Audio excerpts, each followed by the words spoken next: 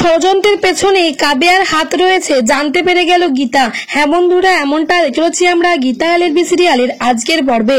গল্পের শুরুতে দেখতে পাই বড়বু ফোন করে বলেছে বিশুদেবকে, আর ফোন করে বলছে আপনাকে একবার থানাতে আসতে হবে। বিশুদেব বলে হঠাৎ করে বড়বাবু আপনি আমাকে থানাতে কেন ডাকছেন? আর তখনই বড়বাবু বলতে থাকে, এই যে বিশুদেব, আপনি মনে হয় খবরে নিউজ পেপারে কোনো কিছুই দেখেননি। বিশুদেব বলে, দেখুন আপনার যা বলার আছে আপনি স্পষ্ট ভাবে বলুন, আমার কিন্তু এখন গানের ক্লাস আছে। তখনই বড়বাবু বলে, স্বস্তিক মুখার্জিকে খুন করা হয়েছে আর আপনাকে কিন্তু সন্দেহ করা হচ্ছে, তাই আপনাকে একবার থানাতে উপস্থিত হতে হবে। তখনই সত্যদেব তো এই কথা শুনে পুরোপুরি ভাবে অবাক হয়ে যায় আর বলে, বড়বাবু আপনি এটা কি বলছেন? এটা কখন হলো, কিভাবে হলো? তারপর বড়বাবু বিশুদেবকে বলে, অত কিছু আমি আপনাকে বলবো না, আপনাকে থানাতে একবার আসতে হবে, আর এটাই হচ্ছে ফুল অ্যান্ড ফাইনাল। আর তারপরে বড়বাবু ফোনটা কেটে দেয়। বিশুদেব ফোনটা কাটার পরেই মনে মনে ভাবতে থাকে, কি ব্যাপার, হঠাৎ করে স্বস্তিক মুখার্জিকে কে বা খুন করে ফেলবো? আমি তো কোনো কিছু করিনি। আর আমি চাইতাম যে আমি গীতাকে সাথে আমি থাকতে চাই, আর গীতাকে আমি ভালোবাসি, কিন্তু স্বস্তিককে আমি শেষ করতে চাই, কিন্তু স্বস্তিককে আমি শেষ করিনি। তাহলে স্বস্তিককে কে খুন করলো? আমি তো এটাই ভাবতে পারছি না। বিশুদেব মনে মনে ভাবতে থাকে। অন্যদিকে তো থানার ভেতরে কাবিয়া এসেছে, গীতা এসেছে, আর বড়বাবু বসে আছে। কাবিয়া বারবার করে বড়বাবুকে বলতে থাকে, বড়বাবু যে করে হোক আপনাকে স্বস্তিককে খুঁজে বের করতে হবে। আমি স্বস্তিককে বড্ড ভালোবাসি, স্বস্তিকের এরকম মৃত্যুটা আমি মেনে নিতে পারছি না। আর তাছাড়া এই গীতা কি নিয়ে বাঁচবে? স্বস্তিককে তো বড্ড ভালোবাসতো, স্বস্তিকও ওকে ভালোবাসতো, তাহলে গীতা এবার কি করে বাঁচবে? আজ ওর স্বাদ ছিল, আজ কত হাসি খুশি ভাবে মেয়েটা দিনটা কাটাচ্ছিল, আজ কি থেকে কি হয়ে গেল বড়বাবু? আর তারপরে গীতা বুঝতে পারে কাবিয়ার একটু বেশি ওভার অ্যাক্টিং করছে। তারপরে গীতা কাবিয়া একটা রুমাল দেয় আর বলে, তোমার চোখের জলটা মুছো এবার কাবিয়া, তোমাকে অত কান্ডাকাটি করতে হয় না, এটা তোমার ভালো হবে না। কাবিয়া বলে, কেন চুপ করে আছো গীতা? তোমাদের যা জিজ্ঞাসা করার আমাকে জিজ্ঞাসা করো, আমি সমস্ত কিছু উত্তর দেবো। বড়বাবু আপনিও জিজ্ঞাসা করুন। তখনই গীতা জিজ্ঞাসা করে যে, তুমি হট করে এতদিন পর আমাদের বাড়িতে এলো কেন কাবিয়া? কাবিয়া বলে, আমি সমস্ত কিছু ভুলে আমি তোমার আর স্বস্তিকের ভালোবাসা দেখতে, আর তোমাদের ফুটফুটে সন্তানকে পৃথিবী জন্ম দেবে সেই জন্য আমি তোমার যত্ন নিতে আমি কিন্তু মুখার্জি বাড়িতে এসেছিলাম গীতা, কিন্তু আমি বুঝতে পারিনি যে এমনটা হয়ে যাবে।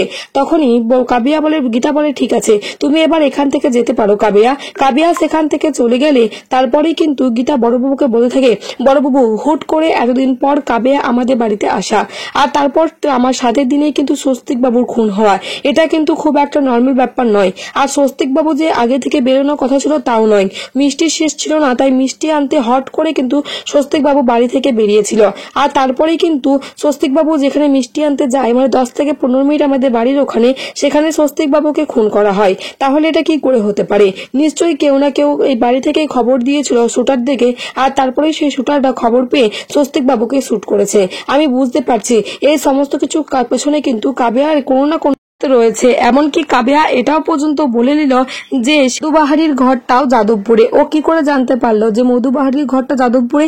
এটার উত্তরও কিন্তু ও কোনো মতে ভাবে দিতে পারলো না। তারপরে সেখানে কৃপান আসে আর কৃপানকে জিজ্ঞাসাবাদ করতে শুরু করে দেয় গীতা। আর কৃপানকে জিজ্ঞাসাবাদ করলে বলে, তোমরা হঠাৎ করে এতদিন পর আমাদের বাড়িতে কেন এলে? তখনই কৃপান বলে, আমাদেরকে ইনভাইট করা হয়েছিল তোমার সাথ বলে। গীতা বলে, সাথে তো মেয়েরা আসে, তুমি কেন এসেছিলে? কৃপান বলে, বারবার করে আমার মা, বাবা, এমনকি কাব্য আমাকে রিকোয়েস্ট করেছিল, সেই আমি এলাম। তখন বলে গীতা বলে, কে রিকোয়েস্ট করেছিল আর তুমি চলে এলে? তখনই কৃপান বলে, হ্যাঁ তোমাদের বাড়িতে একটা বড় সড়ো আয়োজন হয়েছিল, আমি সেই জন্যই তো এসেছি। আর তাছাড়া একটা কথা শুনে রাখো গীতা, আমি কিন্তু খুন করিনি, আমি স্বস্তিককে খুন করতে পারি না, আমি স্বস্তিককে খুন করিনি। গীতা বলে, থামো, একটা কথা তুমি এটা কিন্তু ফেলানো যায় না, এটা অস্বীকার করা যাও না যে তুমি স্বস্তিক বাবুকে একবার মারতে চেয়েছিলে। আমার স্বস্তিক বাবুকে মৃত্যুর মুখ থেকে আমি ঘুরিয়ে এনেছি, এমনকি তুমিও আমাকে মারতে চেয়েছিলে, তাই এই কথাটা বলো না যে স্বস্তিক বাবুকে তুমি মারতে পারো না, যাও তুমি এখান থেকে যাও। আর তাছাড়া তোমার মা বাবাকে জিজ্ঞাসা করে তোমার মা বাবা ঠিক হয়তো এমন উত্তরটাই দেবে, তাই না? তারপরে কৃপান সেখান থেকে চলে যায়। অগ্নিত মুখার্জি সেখানে আসে। অগ্নিত মুখার্জি এলে বড়বাবু বলে, বড়বাবু আপনাকে তো এখানে ডাকা হয়নি, আপনাকে তো কোনো জিজ্ঞাসাবাদ করা হবে না, আপনি বাড়ি যান। তখনই অগ্নিত মুখার্জি বলে, আমি বাড়ি যাব না, আমি জিজ্ঞাসাবাদ করতে এসেছি। বড় বলে, আপনি কাকে জিজ্ঞাসাবাদ করতে এসেছেন? তখনই অগ্নিত মুখার্জি বলে, আমি গীতাকে জিজ্ঞাসাবাদ করব। গীতা বলে, ঠিক আছে বাবা, আপনি আমাকে জিজ্ঞাসাবাদ করুন। তারপরেই বড়বাবুর সামনে শুনে অগ্রিত মুখার্জি গীতাকে বলতে থাকে, দেখো গীতা, আমার পুরোপুরি ভাবে বিশ্বাস ওই বিষ্ণুদেবী আমার ছেলেকে খুন করেছে, কারণ বিষ্ণুদেব তোমাকে ভালোবাসতো আর তোমাকে পাওয়ার জন্য আমার ছেলেকে খুন করেছে। তবে একটা কথা শুনে রাখো, আমার ছেলেকে যদি আমি জীবিত অবস্থায় বা মৃত অবস্থায় না পাই তাহলে কিন্তু তুমি এই বাড়িতে থাকবে না, তুমি এই বাড়ি থেকে চলে যাবে। তুমি আর তোমার ওই পেটের সন্তান যদি আমার এই বাড়ি থাকে তাহলে কিন্তু সবসময় আমার ছেলেকে মনে পড়বে। আমার ছেলের এরকম মৃত্যু আমি মেনে নিতে পারছি না। এই বলে অগ্রিত মুখার্জি সেখান থেকে চলে যায়। তারপরে গীতা বড়বাবুকে বলে, বড়বাবু যে করে হোক আমাকে স্বস্তিক বাবুকে খুঁজে বের করতে হবে। আমার স্বস্তিক বাবু এরকম করে আমাকে ছেড়ে যেতে পারে না, আমার স্বস্তিক বাবু বেঁচে আছে। বড় বলে, অগ্নিকন্যা আপনি এটা কিভাবে বলছেন? যে মানুষটার গায়ে দুটো গুলি লাগে সেই মানুষটা কি বেঁচে থাকতে পারে? গীতা বলে, হ্যাঁ পারে, আমার স্বস্তিক বাবু ঠিক বেঁচে আছে। আমার স্বস্তিক বাবু আমাকে না বলে কোনো মতে আমাকে ছেড়ে যাবে না, আমাকে খুঁজতে হবে, আমাকে স্বস্তিক বাবুকে খুঁজতে হবে। আর আমি তো মুখার্জি বাড়িতে যাব না। তখনই বড়বাবু বলে, তাহলে অগ্নিকন্যা আপনি এখন কোথায় যাবেন? মুখার্জি বাড়িতে না গেলে এরকম অবস্থাতে আপনাকে এখন মুখার্জি বাড়িতে থাকতে হবে। গীতা বলে, না, যতদিন না আমি আমার স্বস্তিক বাবুকে আমি আবার জীবিত অবস্থায় আমার কাছে ফিরিয়ে আনতে পারছি ততদিন আমি মুখার্জি বাড়িতে যাব না। আমার দৃঢ় বিশ্বাস স্বস্তিক বাবু খুন হয়নি, এটার পেছনে একটা বড় সড় চক্রান্ত আছে। স্বস্তিক বাবু নিশ্চয়ই বেঁচে আছে, স্বস্তিক বাবুকে খুন করতে পারে না, স্বস্তিক বাবু খুন হতে পারেও না। আর এই বলে গীতা সেখান থেকে চলে যেতে গেলে বড় বলে, কিন্তু অগ্নিকন্যা আপনি এখন কোথায় যাবেন? গীতা বলে, দেখুন বড়বাবু, আমি এখন আমার বাবার বাড়িতে যাব, আর আমার বাবাও যদি আমাকে না নেয় তাহলে আমি আমার দু চোখ চাই সেদিকে আমি চলে যাব।